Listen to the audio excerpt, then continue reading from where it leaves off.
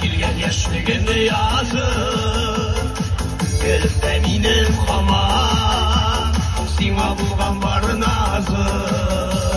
Karmaşığı hikayet